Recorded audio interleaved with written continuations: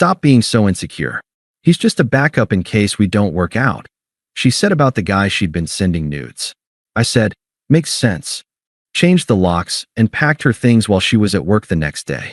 She came home to boxes and started banging on the door. I opened it and said, good thing you have a backup. Call him, and closed the door. She called him crying right there. He hung up on her. Hey viewers, before we move on to the video, please make sure to subscribe to the channel and hit the like button if you want to see more stories like this. Thanks. I'm a 28-year-old guy, at the time, 30 now, working as a project manager for a mid-sized tech firm. Nothing glamorous, but it's stable, pays the bills, and lets me save for the future. I met Emily, 27F then, about 3 years earlier through a mutual friend at a barbecue. She was outgoing, funny, and had this energy that pulled me in. I was coming off a rough breakup from college, so I took things slow, but she pursued me hard. Texts all day, surprise dates, the works. We clicked, or at least I thought we did. From the start, I was all in. Emily was going through a tough spot. She'd just lost her job as a graphic designer due to company layoffs, and her freelance gigs weren't steady. I stepped up without hesitation. I covered her share of the rent when we moved in together after a year. Our cozy 2-bedroom apartment in the city outskirts. I helped her update her portfolio, even stayed up late proofreading her pitches to clients. When she got stressed, I'd cook her favorite meals or plan low-key weekends to recharge. I wasn't perfect, but I was loyal. No games, no wandering eyes. I pictured a future, marriage, maybe kids down the line. She said the same, or at least acted like it. But looking back, there were red flags I brushed off as my own insecurity, like she always accused me of. She'd spend hours on her phone, giggling at messages, but if I asked who it was, she'd snap, just a friend from work. Why are you always so paranoid? Or she'd post vague stories on social media about needing excitement and tag them with emojis that felt off. I chalked it up to her creative side. Artists need inspiration, right? I didn't snoop. I trusted her. Big mistake. Things escalated about 6 months before the end. Emily landed a new job at a design agency, which was great at first. She started going out more with coworkers, coming home late smelling like bars. Our sex life tanked. She'd claim exhaustion or headaches. When I tried to talk, she'd turn it around. You're smothering me. I need space to grow. I'd back off, apologize even, and try harder. Flowers, date nights. Flashback to one night. I'd worked overtime to afford a surprise weekend getaway for her birthday. She opened the tickets, smiled briefly, then said, "That's sweet, but I have plans with the team that weekend." Rain check. I swallowed the hurt, nodded, and rescheduled my own plans. That's who I was, committed, even when it felt one-sided. The cracks really showed when I started noticing her phone blowing up from a guy named Jake. I'd see his name pop up when she left it charging. "Who's Jake?" I asked casually once over dinner. She rolled her eyes. "A friend from the agency. He's helping with a project." God, stop being so jealous. I let it go, but the doubt gnawed at me. I wasn't the type to demand passwords or check her stuff. That felt controlling. Instead, I focused on us, suggesting couples therapy or more quality time. She laughed it off. "We're fine. You're overthinking." Then came the night everything shattered. It was a Friday. I'd gotten home early from work, planning to surprise her with takeout from her favorite Thai place. She was in the shower, her phone on the counter buzzing nonstop. I wasn't trying to pry, but a notification flashed, a photo preview from Jake. Curiosity got me. I unlocked it. We had each other's codes for emergencies. What I found hit like a gut punch. Dozens of messages, flirty at first, then explicit. Nudes she'd sent him, recent ones, from our bathroom. Texts like, "Can't wait to see you again," and his replies, "You're so much hotter than my ex." But the worst? Her explaining me away. "Don't worry about my boyfriend. He's just stable. You're the fun one." I felt sick. My hands shook as I scrolled, piecing it together. This had been going on for months. I put the phone down, sat on the couch, and waited. When she came out, towel wrapped and humming, she saw my face and froze. I didn't yell or throw things. My voice was steady, even if my chest felt like it was caving in. "Emily, we need to talk." She sighed dramatically, like I was interrupting her evening. "What now?" "If this is about work again, it's about Jake," I said, keeping my tone flat. I saw the messages, the nudes, everything. Her eyes widened for a split second, then she recovered with a scoff. She crossed her arms, leaning against the doorframe. You went through my phone? That's a violation of trust, you know. I stared at her. You're sending nudes to another guy, and you're mad at me for seeing a notification? She rolled her eyes, walking over to grab her phone. It's not what you think. Jake's just a friend. We flirt sometimes. It's harmless. Everyone does it. Harmless. I echoed, my mind reeling. You called him your backup. Said I'm just stable. That's not flirting. That's cheating. She laughed, a sharp, dismissive sound that cut deep. Oh, come on. Stop being so insecure. He's just a backup in case we don't work out. You know, like insurance. Relationships aren't guaranteed, right? I mean, you've been so boring lately. Always working, never spontaneous. Jake gets my creative side. He makes me feel alive. I felt the words like slaps, but I didn't react. Inside, confusion swirled. How had I missed this? Was I really that blind? But outwardly, I stayed calm. So, you're keeping options open while I pay the bills and support you? She shrugged, scrolling through her phone like we were discussing the weather. Look, it's not cheating if nothing physical happened. We just talk. And yeah, maybe I've thought about it. If things with you keep dragging. But you're twisting this. Everyone has backups these days. It's practical. If you weren't so clingy, maybe I wouldn't need one. Her logic twisted like a knife. Practical? I thought of all the nights I'd held her through panic attacks about her career, the money I'd lent for her art supplies. Clingy? I've been here for you, Emily. Through everything. She smirked, tucking her hair behind her ear. And I appreciate that. But let's be real. You're safe, not exciting. Jake challenges me. If you can't handle a little competition, maybe you're not ready for a real relationship. She paused, her tone turning smug. Honestly, I was going to tell you eventually. This just speeds things up. Maybe we should take a break so I can figure things out. A break. Right.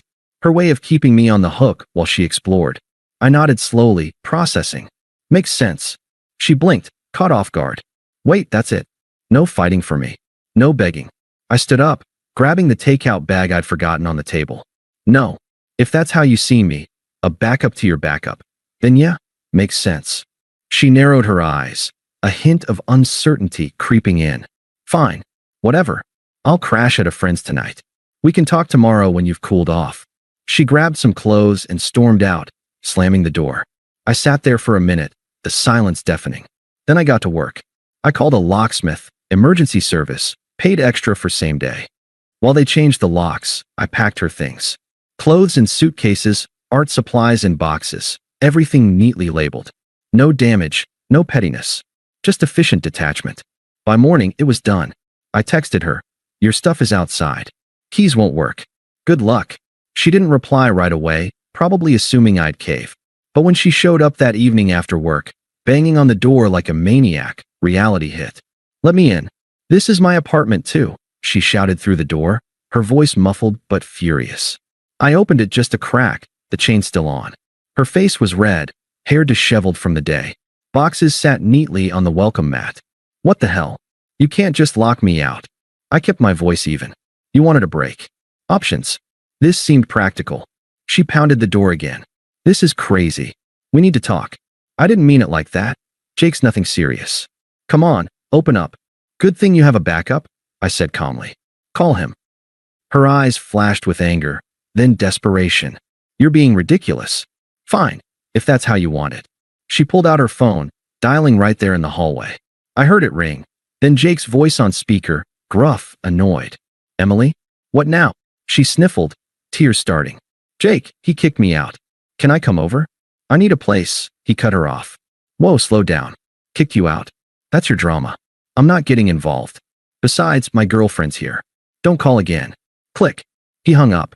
She stared at the phone, then at me, her face crumbling. Please, let me in. I have nowhere else. I shook my head. You made your choices. Then I closed the door, locked it, and walked away as the banging resumed. That night, after the door closed on Emily's pleas and the hallway fell quiet, I didn't celebrate or rage. I just sat there. The apartment felt echoey without her stuff cluttering the place. Her sketchbooks gone from the coffee table, her clothes no longer spilling out of the closet. I'd always been the one to tidy up after her creative bursts, But now it was just empty space. I poured myself a glass of water, sank onto the couch, and let the weight of it all settle in. Confusion hit first. How had I ended up here? Flashback to our first anniversary. I'd saved for months to take her to that cabin upstate, where we hiked and talked about dreams. She wanted to start her own design studio. I promised to help with the business side. I did, set up her website, even loaned her startup cash from my savings. In return, she'd been lining up Jake as insurance. It felt so unfair, like I'd been playing a game where the rules were rigged against me. Was I really boring? Stable, sure. I'd grown up watching my parents scrape by, so yeah, I valued security. But exciting? I'd surprised her with concert tickets, spontaneous road trips. Apparently, that wasn't enough next to whatever Jake offered. The next few days blurred into a haze. I called in sick to work, something I never did. Mornings, I'd wake up staring at the ceiling, replaying her words. Everyone has backups. Did they?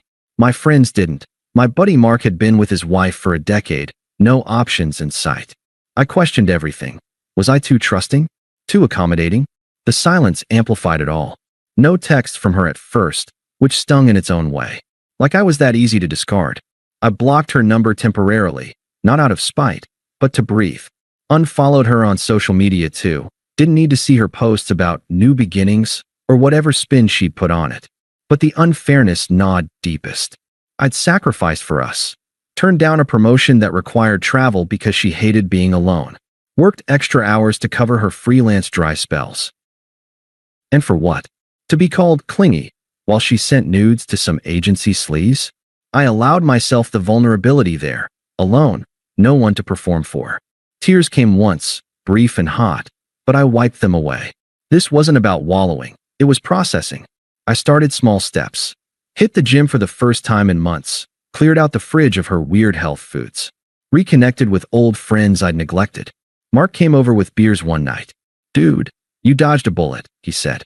I nodded, but inside, it still felt like a gut shot. Weeks turned into a month. The confusion faded into clarity. I wasn't the problem. Her manipulation was. Gaslighting me about insecurity while building an exit strategy? That was on her. I threw myself into work, landing a side project that boosted my confidence. Started dating casually, nothing serious, just reminders that options existed for me too. But I didn't rush. The silence became my ally, not my enemy. I realized I deserved someone who saw me as the main plan, not a safety net. By 2 months in, the pain was a dull ache, not a sharp stab. I'd evolved, from the guy who'd apologize for her moods to someone who knew his worth. No contact from her end, which I assumed meant she'd moved on with Jake. Fine by me. I was building a life where she didn't fit anymore. Then the attempt started. Subtle at first. A mutual friend mentioned her rough patch. I changed the subject. But soon, it escalated. It began with a text from an unknown number. Hers, probably a burner or borrowed phone since I'd blocked the original. "Hey, it's Emily. Can we talk? I miss our talks." I read it, felt nothing but mild annoyance, and deleted it. No response. That opened the floodgates. A week later, my phone rang from her best friend, Sarah, someone I'd always found pushy, the type to dominate conversations with her own drama. I answered, thinking it might be about shared stuff I'd forgotten. "Listen," Sarah started without hello, her voice dripping with fake concern. "Emily's a mess. You need to talk to her. What you did was harsh, locking her out like that. She's crashing on my couch, crying every night." I kept my tone neutral. "She made her choices, Sarah. This isn't my problem." She huffed. "Come on, be a man about it. Everyone makes mistakes. She didn't even sleep with Jake. It was just talk. You're overreacting." "Mistakes?" I echoed. She called him her backup while sending nudes. "That's not a mistake. That's a plan." Sarah paused, then turned nasty. "Wow, bitter much? She said you'd be like this, petty and unforgiving." "Fine, rot alone then." Click. I shook my head, unfazed. Her toxicity matched Emily's circle perfectly. Next came Emily's mom. I'd met her a few times. Always critical, blaming me for Emily's stress. She left a voicemail. "This is ridiculous. My daughter's heartbroken, and you're playing games? Call her back." Family sticks together, even if you're not blood. I deleted it. Unpleasant didn't cover it. Demanding, entitled, like I owed them reconciliation. Emily ramped up. Voicemails poured in. First apologetic. I screwed up. Jake was nothing. I was scared of commitment. Please, let's meet. I still love you. Then pleading. I have nowhere stable. Work's shaky. The agency's cutting hours. Remember how you helped me before? I need that now. Desperation crept in, her voice cracking. She showed up at my building one evening, buzzing the intercom relentlessly. I answered from upstairs. Emily, go home. I don't have one, she shouted, audible even through the speaker. Let me up. We can fix this. I was stupid. Jake ghosted me after that call. Turns out he had a girlfriend the whole time. Used me for fun. Karma's first real bite. I'd heard whispers from mutuals. Jake was known around the agency as a player, bouncing between women. Apparently, after hanging up on her, he spread rumors, called her clingy and desperate, even hinted at the nudes to colleagues. Her reputation tanked, clients pulled back, and she got demoted. Friends distanced themselves. Turns out, some knew about the cheating and sided against her. She was isolated, scraping by on Sarah's couch, her exciting life unraveling. But I felt no sympathy. Sounds rough, I said flatly. But you had your backup. She banged on the door below. Don't throw that in my face. I was wrong, okay? Begging now, happy? Take me back. We were good together. No, I replied. We're done. The attempts turned angry after that. Texts flooded. You're heartless. How can you ignore me? I gave you 3 years. Then accusations. Bet you're seeing someone else already. Hypocrite. Her true colors shone. Manipulative. Lashing out when sweetness failed. She enlisted her brother next, a guy I'd barely spoken to, who emailed. Man up and forgive her. She's family. You're making this harder than it needs to be. Rude. Presumptuous. Like I was the villain. By now, the broader karma had hit. Mutual friends filled me in. Jake's girlfriend found out, confronted Emily publicly at a work event, screaming match that got her blacklisted from industry mixers. She lost her job entirely, resorting to odd gigs. Broke, alone, irrelevant in the circles she'd chased. It was ironic. Her practical plan left her with nothing. I stayed detached through it all. No responses after that intercom chat. Her hypocrisy was clear, accusing me of insecurity while begging desperately. The power had flipped. She was the one unraveling. A few months after the angry texts tapered off, she'd gone radio silent, probably assuming I'd crack eventually. Life had fully shifted for me.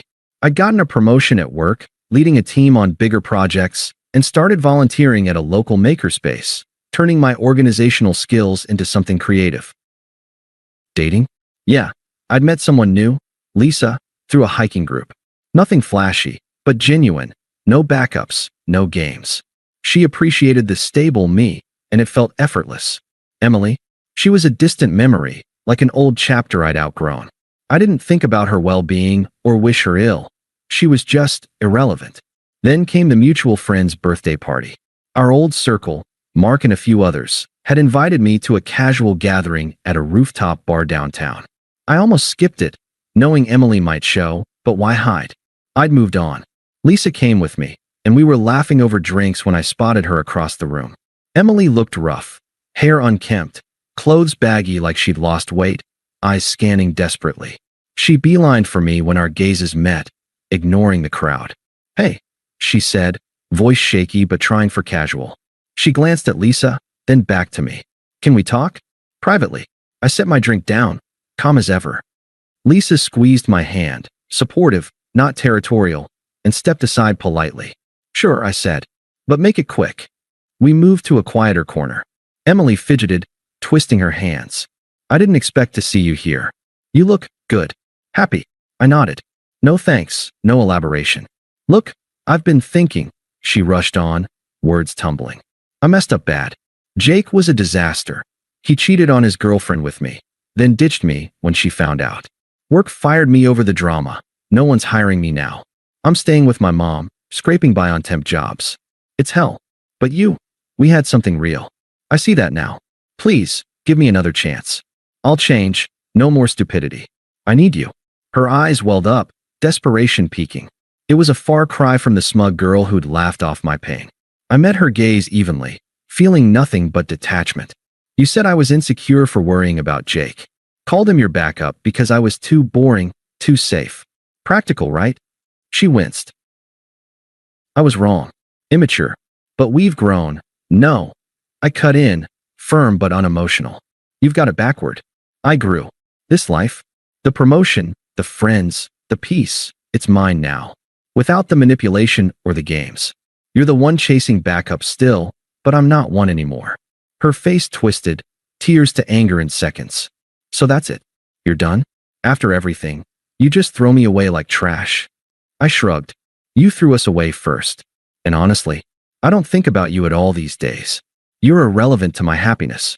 She stared, mouth agape, as the hypocrisy hung there. The power reversal was complete. She desperate, me thriving. Lisa waved from across the room. I turned away. Take care, I said over my shoulder, walking back without a glance. Emily slunk off soon after, the party buzzing with whispers about her downfall. Mark later told me she'd cornered him earlier, begging for my number again. No dice. That was the last I heard from Emily.